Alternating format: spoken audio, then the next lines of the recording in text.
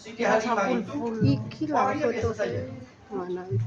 Bahkan beliau hanya penggembala kambing, keluarga miskin kambingnya pun kurus, keledainya pun juga kurus, paling kurus di antara teman-teman. Nah, kebiasaan warga Taif, karena Siti Halimah ini tinggal di Taif ya, itu mereka memang setiap tahun itu turun ke Mekah mencari mana bayi yang akan diasuh. Karena itu salah satu sumber pencaharian atau sumber pekerjaan warga Taif tadi. Termasuklah Sayyidah Halimah. Cuman karena Sayyidah Halimah ini keledainya itu layamut walayahya, tidak bermutu, tidak ada biaya. Keledainya Sayyidah Halimah. Jadi keledainya ini setengah hidup, dikatakan mati hidup, dikatakan hidup mau mati. Memang betul, sejarah mengatakan seperti itu. Beda sama tetangga-tetangganya, teman-temannya itu jalan sampai ke Mekah cepat. Ada yang naik kuda, keledainya malah yang seger. Walhasil Siti Halimah ketinggalan jauh di belakang. Karena ketinggalan jauh di belakang berarti terakhir yang sampai di Mekah. Ini kawan-kawannya udah sampai ke Mekah dan Siti Aminah ibunda Nabi Muhammad SAW telah menggendong bayinya, yaitu baginda Nabi, sambil menawarkan, ini bayi saya, ayo siapa yang mau menyusui bayi saya. Tapi subhanallah ibu-ibu, begitu ibu-ibu yang lain yang datang awal bertanya, bapaknya mana? Oh ini anak yatim. Mereka mikir, oh bapaknya nggak ada. Ntar yang ngumpah saya siapa? Ibunya nggak maksimal. Kata perempuan Arab zaman dulu. Beda sama ibu-ibu zaman sekarang. Kerjanya aja di Hong Kong. Masya Allah ya. Oh nggak di Hong Kong, di rumah. Dia bisa sambil jualan online. Bisa di Shopee dan lain sebagainya. Kalau dulu nggak ada. Mata pencaharian dari suami, dari bapak. Sehingga mereka banyak yang menolak. Nabi Muhammad belum waktu itu belum laku. Datanglah Siti Halimah. Karena Siti Halimah ini datang terakhir, nggak ada bayi-bayi lagi yang bisa di Mekah kecuali baginda Nabi Muhammad Sallallahu Alaihi Wasallam. Memang seperti disetting bayi Nabi Muhammad ini hanya boleh disusui oleh Siti Halimah. Awalnya Siti Halimah pun nggak mau. Dia bilang saya ini udahlah miskin. Yang lain masih berkecukupan. Lah yang saya susui anak yatim. Tapi beliau mikir daripada saya pulang tangan hampa, ya udah saya ambil aja deh. Subhanallah ibu, begitu bayi baginda Nabi Muhammad dipegang oleh Siti Halimah, seketika keledainya yang tadi itu, yang layamut walayahya itu, langsung menjadi segar, menjadi laju, bahkan menyusul teman-temannya, dan beliau yang sampai duluan ke kota Taif. Teman-temannya jauh ketinggalan di belakang. Berkah bayi baginda Nabi Muhammad SAW. Keluarganya pun menjadi keluarga yang berkecukupan. Kambing-kambingnya Siti Halimah, keledainya Siti Halimah mengeluarkan susu yang berprotein tinggi, dijual laku. Kambingnya gemuk-gemuk. Kenapa? Berkah Nabi Muhammad SAW.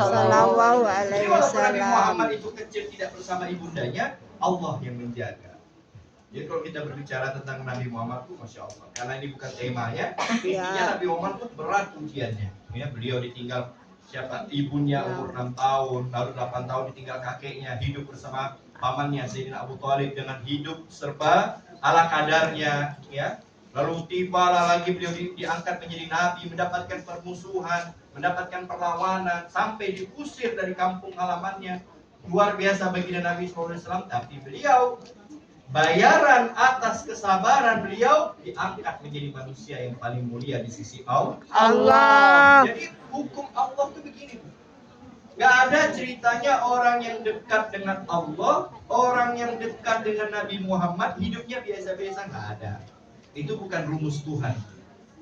Rumus Tuhan, rumus Allah, semakin dekat dengannya, semakin berat ujian. Itu rumus Allah. Makanya para salaf soleh terdahulu, mereka itu unik. Kita punya salaf itu, mereka justru berlomba-lomba pengen dapat ujian. Imam Syafi'i wafat pada tahun 204 Hijriah, lahir tahun 150 Hijriah. Beliau itu di akhir hayatnya itu sakit, sakit ambeien. Ya, sakit ambeien. Tahu ambeien kan? Saya pernah ditanya di majelis, kalau perempuan itu kan haid. Ada laki-laki jawab, dia bilang, Pak Ustadz, laki-laki pun bisa haid kata dia. Saya bilang tak ada laki-laki haid. Kalau ada itu ambeien namanya. Tak ada cerita laki-laki haid. Nah, Imam Syafi'i itu sakit ambeien. Tapi saat beliau sakit ngajar, tiba-tiba datang sakitnya. Beliau berdoa, Allahumma zid, Allahumma zid, Allahumma zid. Ya Allah, tambahkan rasa sakit itu. Tambahkan rasa sakit itu, tambahkan rasa sakit itu. Kedengaran oleh gurunya Imam Waqi. Kata gurunya, jangan, tidak boleh doa seperti itu. Wa idza sa'alta fas'alil afiyah. Kalau kamu minta kepada Allah, minta kesembuhan, minta kesehatan. Imam Syafi'i berkata, kalau di sini ada ridho Allah, maka aku rela bertambah sakit. Sampai segitunya Imam Syafi'i. Kalau kita kan sakit cantengan dikit aja nggak mau sholat. Tahu cantengan? Tahu. Biku kalau kata orang Melayu. Sakit gigi, langit seperti mau runtuh. Ya, sakit sih. Apalagi sakit hati.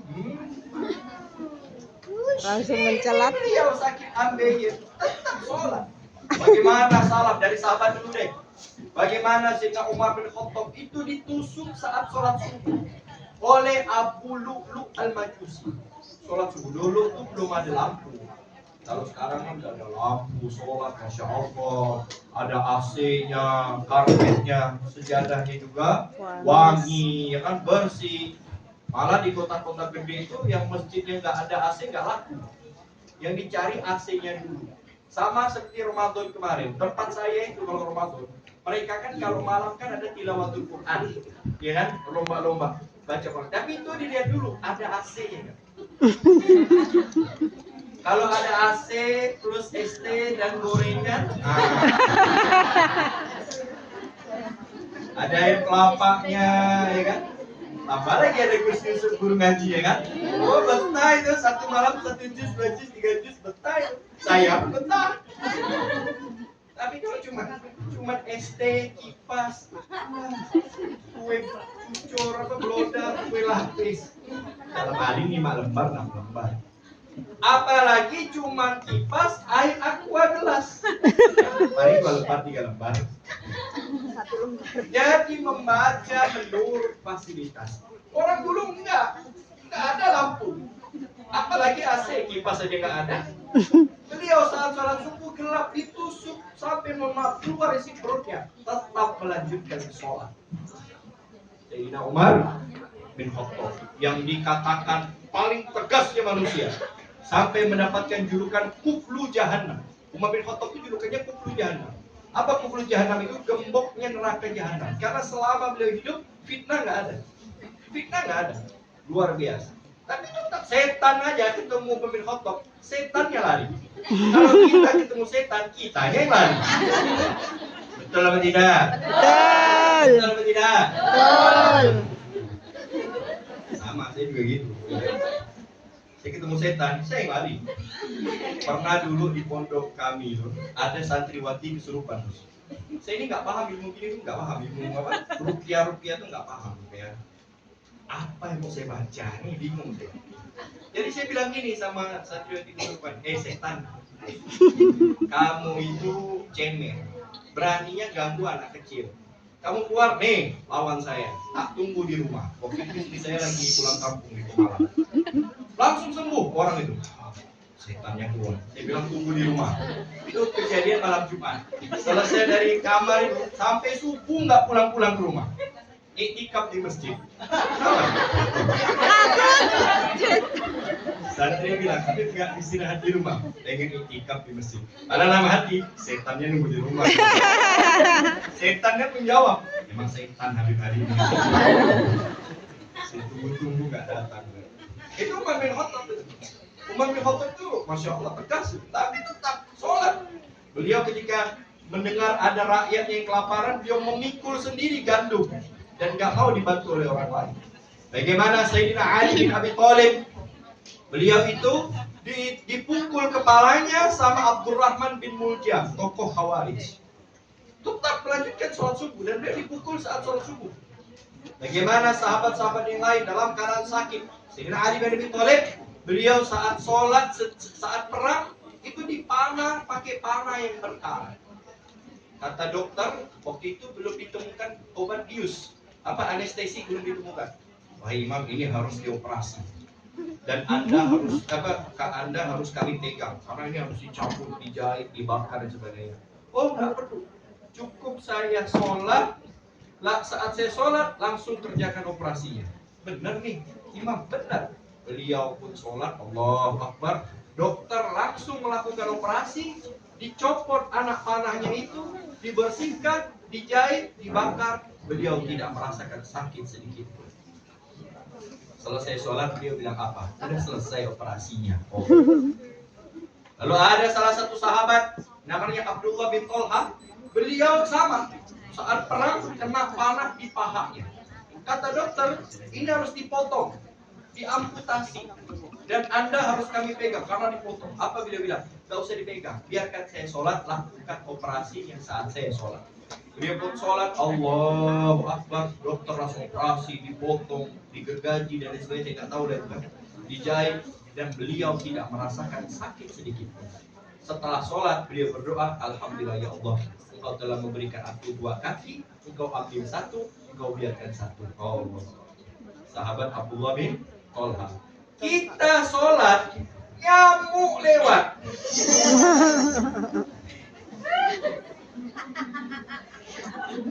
Kadang ada orang sholat, sebelum sholat bersih badannya, bersih.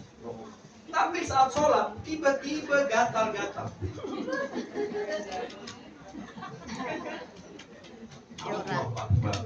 Gatal datang saat sholat, begau dia. Ini kan kita ini ujian dikit dalam sholat pun nggak bisa. Mereka itu dipotong tetap lanjut. Nah ini para sahabat, bagaimana para tabi'in, bagaimana para salafun saleh. Mereka juga sama seperti kita, manusia yang makan nasi. Ini makan nasi semua kan? Makan. Makan nasi kan? Kan made in Indonesia ini ya. Dimanapun kita berada, nasi, tahu dan tempe adalah lauk andalan kita. Plus sambal ya. Nah maka karena kita ini sama dengan mereka, bedanya di mana? Di ujian yang kita dapatkan. Karena kita semua ini pasti mendapatkan ujian. Apa kata Allah di ayat Al-Quran yang tadi saya sampaikan apa? Walau belum ujian apa yang kita dapatkan? Pertama rasa takut. Takut apa? Takut lapar. Betul. Takut kalau saya nggak kerja besok makan apa? Betul. Takut dah kawin. Betul. Nggak, udah kawin ya. Yang belum. Terus nggak takut nggak laku. Yang udah laku takut laki kawin lagi. Betul nggak? Betul. Suami saya jadi Walid versi 2 ini. Walid nanti semuanya. Takut apa? Takut anak sakit. Betul? Takut anak di rumah nggak makan. Takut keluarga di rumah. Itu semua pasti kita rasakan. Walju, berikutnya yang apa ujian Pak? Lapar. Ya sama dengan rasa takut tadi. Kita takut lapar, besok makan apa? Ini kalau saya nggak kerja nanti beli berasnya bagaimana? Keluarga di rumah makan apa? Listriknya bagaimana? Anak saya sekolah bagaimana? SPP-nya, seragam anak saya bagaimana? Begitu juga saudara-saudara. Ada yang kerja, mikirkan saudara, ada. Bisyai'in minal khawfi wal ju' wa naqsin minal amwal. Takut kekurangan harta. Betul nggak? Ya. Kurang. Ini kalau saya nggak kerja nanti bagaimana orang tua saya? Bagaimana? Di MC teriak apa? Haji ya. Mudah-mudahan yang kumpul di sini haji tahun depan ya. Amin. Kata MC.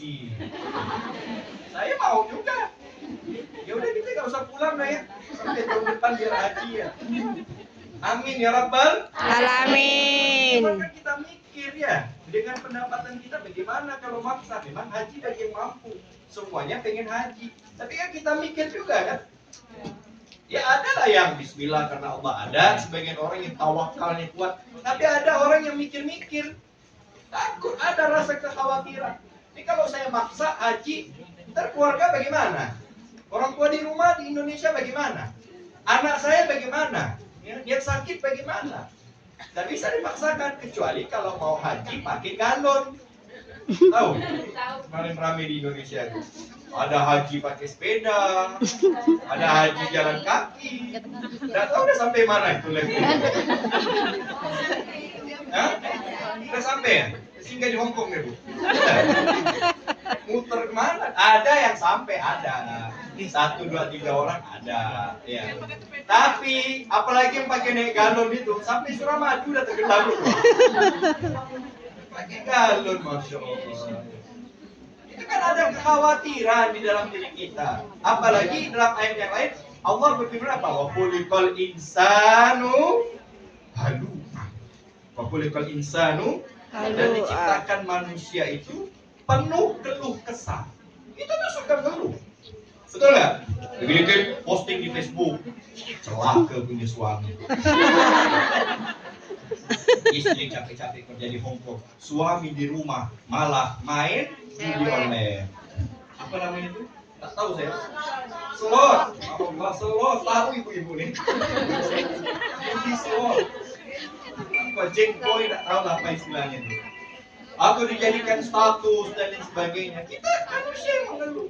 Dalam ayat yang lain Allah berfirman apa lagi? Laqad khalaqnal insana. Apa? Laqad khalaqnal insana fi kabad. Bukan fi asal takwim, bukan. Laqad khalaqnal insana fi kabad. Sungguh kami ciptakan manusia itu dalam penuh keluh kesah. Ngeluh terus. Kenapa kita ngeluh? Karena ada rasa kesedihan, rasa kekhawatiran di dalam hati. Kekhawatiran itulah yang membuat kita mengeluh. Oleh karenanya ibu-ibu sekalian, ya, wajar kalau manusia itu mengeluh. Karena sudah dipasti, apalagi yang akan kita hadapi ini banyak. Waqsimil amwal wal anfus. Belum lagi ujian bersifat jiwa. Apa ujian bersifat jiwa? Takut sakit, takut mati. Betul. Mati sih kita nggak takut ya. Pasti mati. Betul, Bu? Kita semua pasti mati. Kita semua pasti Mati. Cuma kan kita nggak tahu kapan kita mati. Betul? Betul. Jadi ibu duluan, saya belakangan. Atau kebalikannya, saya belakangan, ibu duluan. Sama Ikhlas aja. Benar-benar panjang umur semuanya. Amin. Betul. Cuman yang Betul. kita khawatirkan itu apa? Matinya ini husnul khotimah nggak? Matinya ini benar nggak? Kita mati masih ada hutang. Betul. Itu kan yang kita takutkan. Hutang kepada siapa? Hutang kepada Allah, hutang kepada manusia, hutang kepada yang lain. Ini